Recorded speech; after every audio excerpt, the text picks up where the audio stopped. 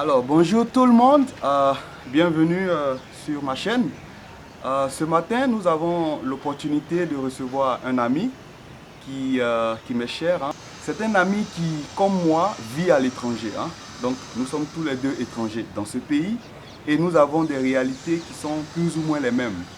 Donc, nous avons décidé aujourd'hui, dans le cadre de notre émission Étrangers en Inde, donc d'interviewer notre ami qui va se présenter tout à l'heure et qui va aussi nous donner un tant soit peu son expérience en Inde. Bonjour tout le monde, je m'appelle Ange, j'ai 37 ans, je suis marié et j'ai un fils et je viens de Madagascar. Super. Et ça fait maintenant à peu près 2 ans et demi que je suis en Inde. Très bien. Alors, tu vas nous raconter un peu ton expérience en Inde, étant étranger, surtout homme d'abord. Ouais. Et puis bon, peut-être on va en voir avec les filles dans une autre vidéo. Mais donc, étant homme, quelle est ton expérience en Inde? Je veux dire les rapports personnels, les relations personnelles.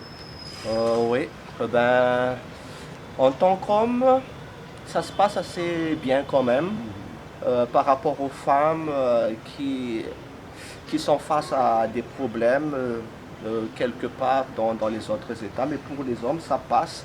Tu passes partout lorsque tu es un homme, mais il faut faire quand même attention étant donné qu'on est étranger et il faut quand même suivre la culture indienne. Il y a des choses qu'on ne devrait pas faire et des choses qu'on tolère quand même ici en Inde. Par exemple, je peux dire en tant qu'homme que lorsque je suis arrivé ici en Inde, ben, j'étais perdu. Ouais. Ouais. Premier jour en Inde, j'étais perdu. Alors que je ne suis pas allé loin, hein.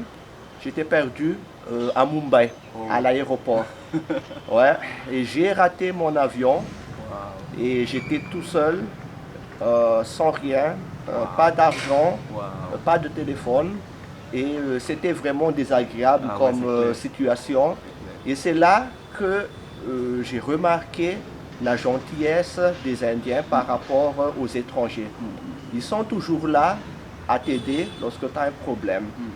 J'ai demandé à tout le monde, à tous les Indiens dans l'aéroport de m'aider. Ils m'ont donné leur téléphone et j'ai pu téléphoner à un proche pour m'aider ici en Inde. Et c'était vraiment génial, quoi. Oui. Et on s'attend à ce que personne ne t'aide, mais non, c'était vraiment invraisemblable de voir ça, que une personne que tu ne connais pas te donne son téléphone et que tu puisses téléphoner à ta guise. C'était vraiment intéressant Génial, comme situation. Super, super. Waouh, c'est intéressant. Alors, certains Indiens pourraient te comparer à un Indien alors que tu es malgache. Qu'est-ce que tu dirais de ça? Ben oui, moi-même j'étais vraiment étonné. Lorsque je vais au marché, par exemple, ou bien quelque part dans un autre état de l'Inde, ben, ils sont vraiment étonnés lorsque je dis Sorry, I don't speak Hindi, I'm foreigner. Pardon, désolé, je ne parle pas hindi, je suis un étranger. Et ils disent What? Quoi? Tu n'es pas indien? Ben oui, je ne suis pas indien, je suis malgache. En fait, je crois que j'ai un visage qui ressemble à un Indien peut-être, alors que je n'ai pas le nez pointu, mais ils me voient directement comme un Indien. Et ça me fait vraiment rigoler de dire que je suis comme un Indien. Et du coup, je n'ai même pas besoin de montrer mon visa ou bien mon passeport lorsqu'il y a un contrôle parce qu'ils me voient directement comme un Indien. C'est ça, ouais. En fait, moi je dirais plutôt que tu as tu vois, avec la coupe de cheveux, tu vois, la mienne par exemple et la tienne, c'est différent en fait. Du coup, on ne peut pas directement t'associer au continent africain ou du moins même étant proche de l'Afrique. Tu ressembles à mon avis beaucoup plus à soit un Népalais, donc un Indien du Nord. Du coup, je pense que ça peut être la raison pour laquelle on t'assimile à un Indien. Ah oui, effectivement, c'est ça, oui. Peut-être que j'ai un descendant népalais quelque part.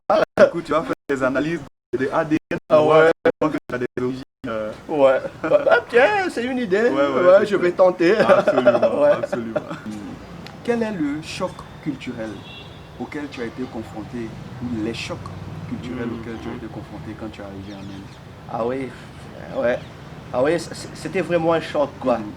parce que c'est une culture différente de la mienne, mais c'est enrichissante quand même.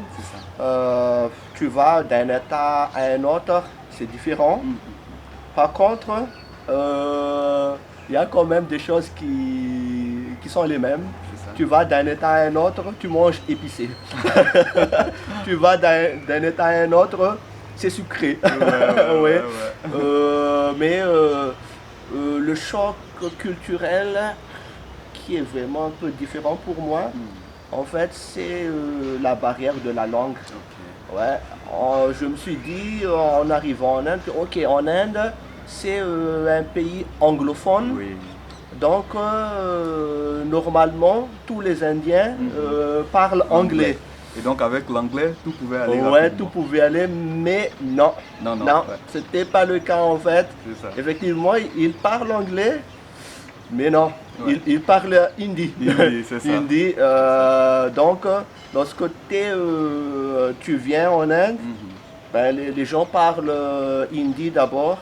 Et lorsqu'ils te voient que ouais, tu ne comprends pas, ils essaient après de parler en anglais pour toi. Mais lorsque tu vas dans les villages ou bien dans les petites villes, c'est quand même assez difficile de trouver quelqu'un qui parle anglais. Donc du coup, soit tu essaies de faire avec les signes, comme ça, soit tu utilises un téléphone. Donc c'est galère pour la communication lorsque tu es perdu, lorsque personne ne peut t'aider avec le problème de langue. C'est assez difficile quand même. C'est ça. En tout cas, c'est vraiment un vrai point que tu soulèves là, le problème de langue. Parce que là, je pense que beaucoup de personnes le diront aussi, mais on a tous été confrontés à un moment donné au problème de langue, au problème de la barrière linguistique en Inde. Une autre question, tu as parlé de la nourriture. Ouais. Alors, tu as dit lorsqu'on va dans un état X, on se retrouve avec de la nourriture soit épicée, dans un autre état, sucrée et tout. Mais est-ce que tu as un dish, comme les Anglais le disent, mais une nourriture indienne que tu aimes particulièrement? Ah ouais.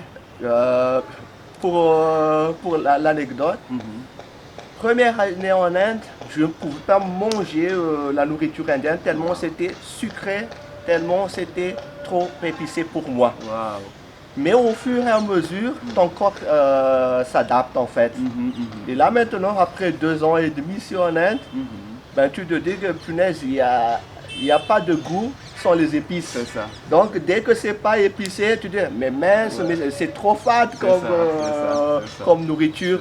Et là je peux dire maintenant que je mange épicé en Inde. Et comme plat, mais bon, c'est pas un plat quand même, mais ce que j'adore vraiment manger par exemple, ce sont les samosas. J'adore les samosas. J'adore aussi manger, boire le chai. Wow. Ouais, le chai, c'était vraiment tout nouveau pour moi. À Madagascar, on boit du thé ou bien du café. C'est ça. Et le thé, c'est le thé noir ou bien le thé vert. Mais ici, le chai, c'est le thé pour eux en fait. C'est ça. Oui. Et j'adore boire ça. C'est vraiment bon pour moi, c'est tout nouveau pour moi et j'adore manger ça. Super. Alors vous qui voulez en savoir plus sur le chai et les samosas, dites-moi dans les commentaires, je ferai une vidéo là-dessus. Ok. Voilà, on continue avec notre questionnaire. On va maintenant parler de profit. D'abord, qu'est-ce que tu fais? Tu vas le dire à nos amis. Et puis, est-ce que c'est facile selon toi pour des étrangers de trouver du boulot en Inde? Oui, je suis en Inde depuis 2 ans et demi en tant que professeur de français, plus exactement de FLE. Donc j'enseigne les élèves de grade 1, grade 3, grade 6 et grade 7.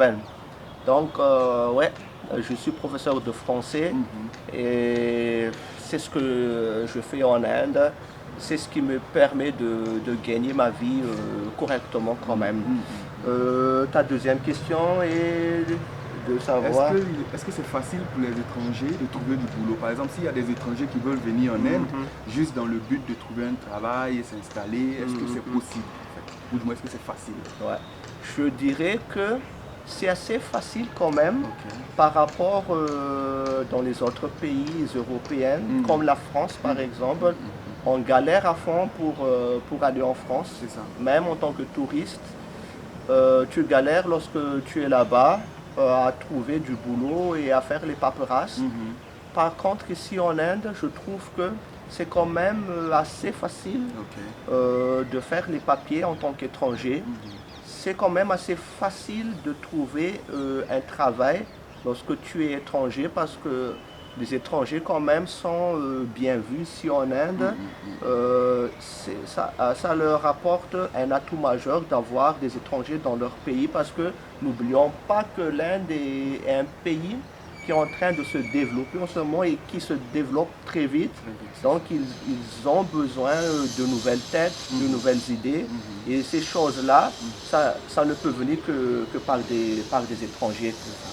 Par contre, lorsqu'il est question de quoi là, qu'est-ce qu'on pourrait dire ça, dans le domaine scientifique, je crois qu'ils sont déjà assez avancés quand même et tous les Indiens sont spécialisés dans le domaine de la pharmacologie par exemple, dans l'informatique. Donc si tu as un background médecine ou bien informatique, je crois que c'est pas possible de trouver rapidement parce qu'il y a tellement d'Indiens qui sont dans ce domaine. Donc il est un peu difficile de trouver du boulot sur ce domaine. Ok. Une autre question toujours dans le même sens. Est-ce que c'est facile donc de s'installer en Inde? Oui, je dirais oui. Bon, oui entre guillemets quand même. En tant qu'étranger, c'est assez facile quand même, du moment où tu ne cherches pas trop de problèmes avec les Indiens. C'est ça. Ouais.